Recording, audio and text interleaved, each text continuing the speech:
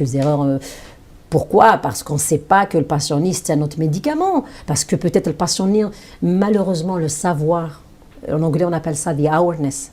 Aux États-Unis, il y a un concept qui est récent aux États-Unis, mais en Amérique, il y a un concept qu'on appelle le patient se traite aussi. C'est-à-dire que la connaissance du patient de son mal fait partie de la combinaison de traitement. Mais là, même tu vas aider le médecin qui va te voir 15 minutes. En 15 minutes, il va te donner un traitement. Mais peut-être qu'il ne sait pas tout. Donc, c'est une combinaison. Et la recherche aujourd'hui, elle nous ramène des outils. Par exemple, le dossier patient aiguë, ça va aider à diminuer les erreurs aiguës médicamenteuses parce qu'elles existent. Mais il est par exemple le patient les solutions, on espère que ces solutions-là vont s'universaliser pour permettre d'optimiser le traitement du patient. Mais c'est tout un débat, ça peut prendre des heures pour parler de ça. Justement, 2019, tu as la vague dans la Covid-19, justement.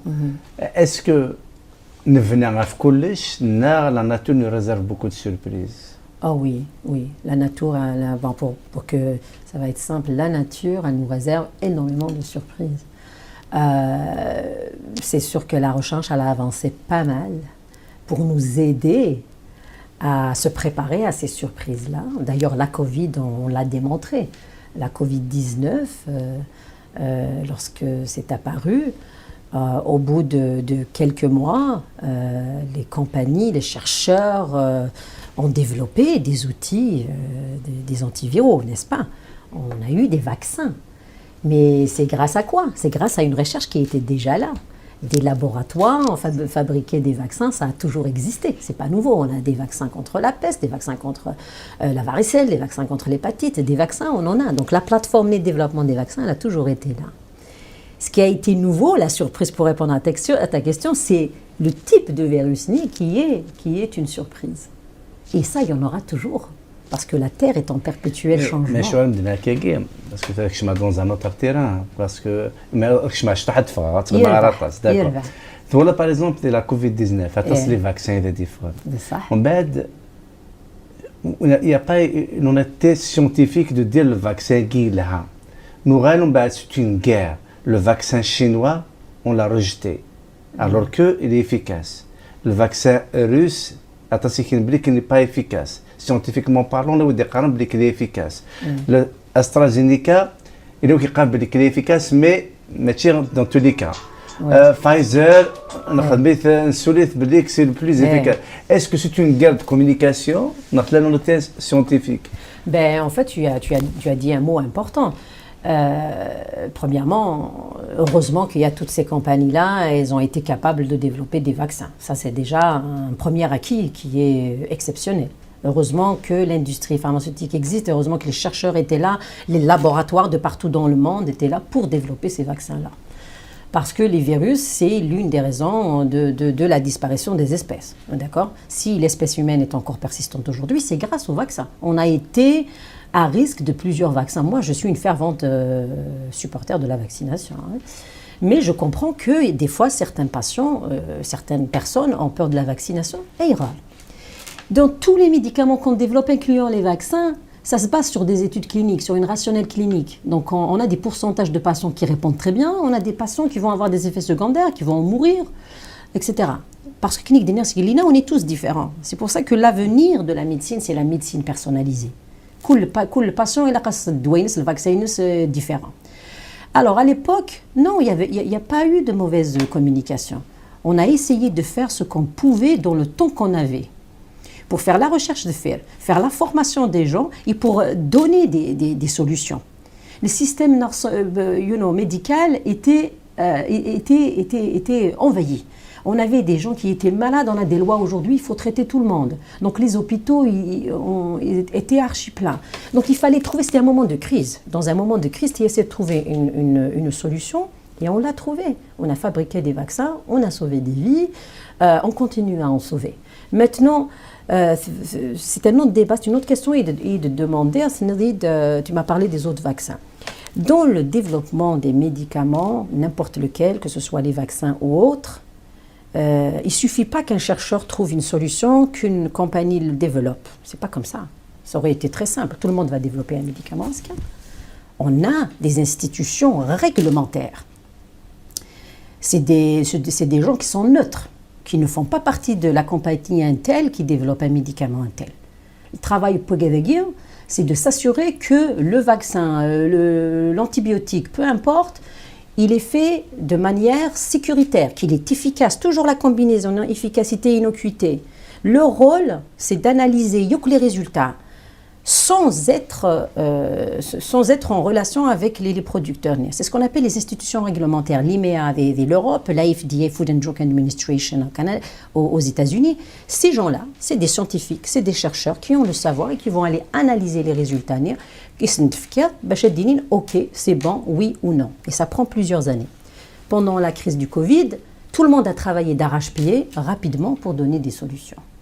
Et derrière, il n'y a aucun vaccin qui a été administré à n'importe quel patient sans qu'il soit approuvé. Le vaccin chinois, le vaccin russe, ils sont tous bons, bien sûr, ils sont tous bons. Ils ont tous été fabriqués par des chercheurs de haut niveau ou des chercheurs qui savaient qu'est-ce qu'ils faisaient. Mais l'argument réglementaire, il est là pour faire ça. Il est là pour mesurer est-ce que le vaccin il a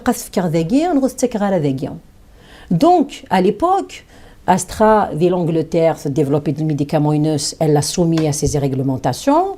Ils ont mesuré qu'il était bon pour certains patients, pas bon pour d'autres. Et on connaît les résultats aujourd'hui.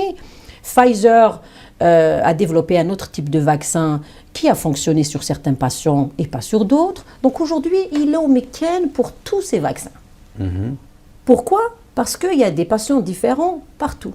Mais quand on est citoyen français, on prend le vaccin qui est approuvé ici, en France. Parce que c'est la seule garantie que tu as le bon traitement au bon moment.